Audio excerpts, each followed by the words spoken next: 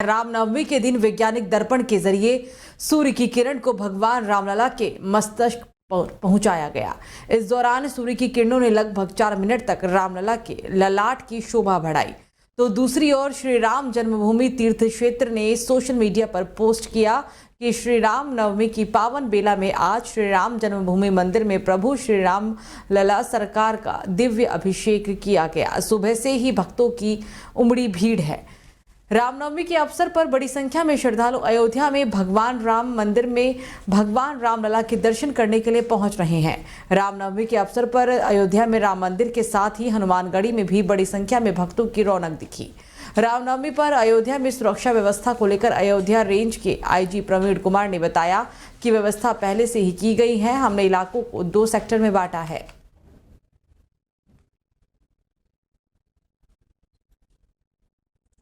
गोरक्ष पीठाधीश्वर मुख्यमंत्री योगी आदित्यनाथ ने क्षेत्र नवरात्र की नवमी तिथि पर मां भगवती के 9 स्वरूपों की प्रतीक 9 कन्याओं का पूजन कर नवरात्र आराधना पूरी की। मंत्रोच्चार के बीच 1 घंटे चली पूजन प्रक्रिया में उन्होंने 9 कन्याओं और एक बटुक भैरव के पांव पखारकर उन्हें अपने हाथों से भोजन करवाया। विदाई करने के बाद मुख्यमंत्री ने कहा कि नवरात्र का पर्व नारी शक्ति के सम्मान का प्रतीक है। सनातन हिंदू धर्म में कुंवारी कन्याओं का पूजन और सत्कार आदि शक्ति मां दुर्गा के विभिन्न स्वरूपों का पूजन है।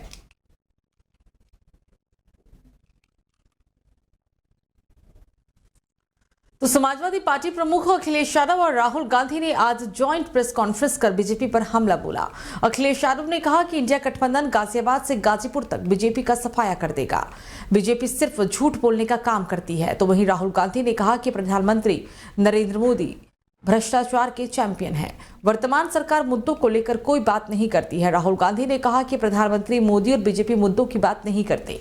ये चुनाव विचारधारा का चुनाव है। एक तरफ आरएसएस और बीजेपी संविधान और लोकतांत्रिक व्यवस्था को नष्ट करने की कोशिश कर रही है, तो वहीं दूसरी तरफ इंडिया गठबंधन और कांग्रेस पार्टी संविधान और लोकतंत्र की रक्षा कर और उसे बचाने की कोशिश कर रहा है। पूरा देश जानता है कि प्रधानमंत्री भ्रष्टाचार के चैंपियन है। कुछ दिन पहले प्रधानमंत्री ने एएनआई को बहुत लंबा इंटरव्यू दिया। स्क्रिप्टेड था मगर फ्लॉप शो था।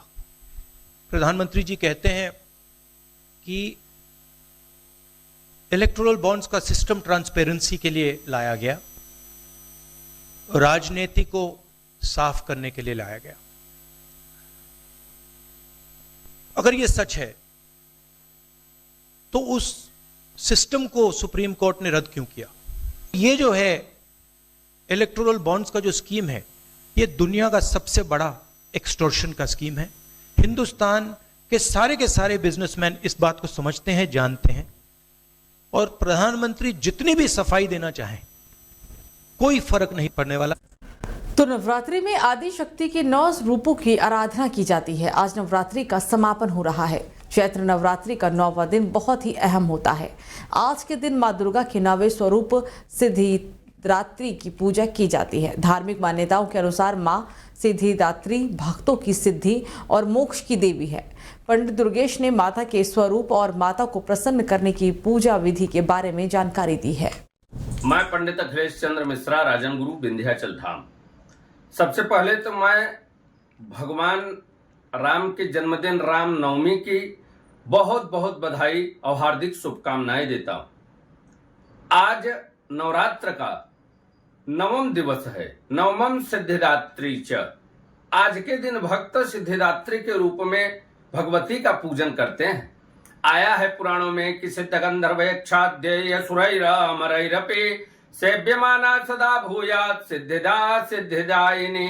सिद्धिदा सिद्धिदायिनी लाल वस्त्र भगवती धारण की हुई है और 4 भुजाएं हैं। शंख चक्र गदा पद्म को ली हुई है। कमल पुष्प पर बैठी हुई है और इनके चारों तरफ यक्ष गंधर्व तो गाजियाबाद थाना इंदिरापुरम के ज्ञान खंड क्षेत्र में एक महिला के साथ रील बनाते हुए एक व्यक्ति ने लूट की घटना को अंजाम दिया। घटना इंदिरापुरम पर घटना की एफआईआर दर्ज कराई गई है। हालांकि जिसके बाद इंदिरापुरम पुलिस ने मुखबिर की सूचना पर एक अभियुक्त को Kashmiri gate railway station Delhi के पास से गिरफ्तार किया है। गिरफ्तार अभियुक्त से पूछताछ की गई तो उसने घटना के बारे में बताया। हालांकि उसकी निशानदेही पर थाना इंदिरापुरम पुलिस तमंचे की बरामदगी भी की है।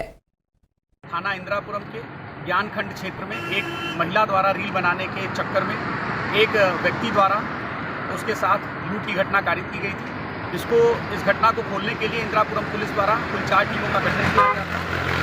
आज रात्रि में थाना इंदिरापुरम को मुखबिर खास की सूचना पर विवेक उर्फ काके, जो कि दिल्ली के जगतपुरी का निवासी है, उसको गिरफ्तार किया गया था।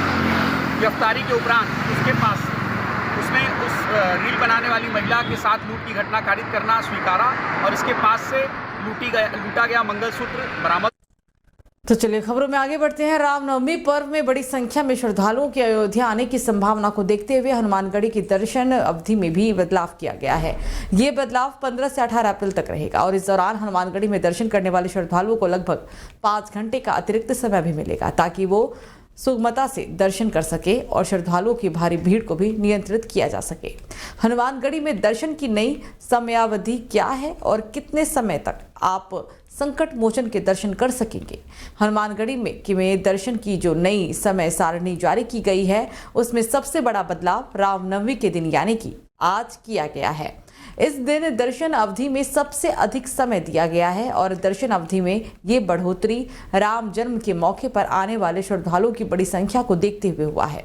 15, 16 और 18 अप्रैल को दर्शन अवधि एक समान है और सुबह से ही हालांकि 3 से 4 बजे तक हनुमानगढ़ी की पूजा अर्चना और श्रृंगार भी आरती होगी।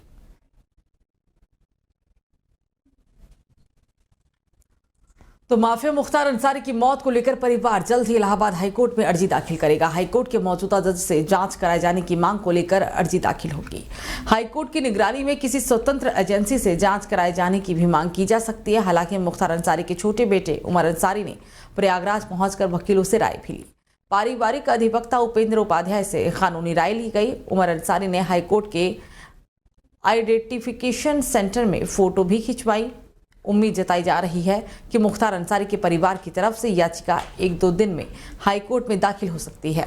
याचिका बेटे उमर अंसारी की तरफ से दाखिल की जाएगी। याचिका में मुख्तार अंसारी की मौत का सच सामने लाने जाने की गुहार लगाई जाएगी और साथ ही मुख्तार अंसारी से बेटे उमर अंसारी की आखिरी बातचीत का ऑडियो भी सबूत के तौर पर पेश किया जाएगा। परिवार की तरफ से पहले ही यह आशंका जताई गई थी कि मुख्तार अंसारी को जहर देकर मारा गया है।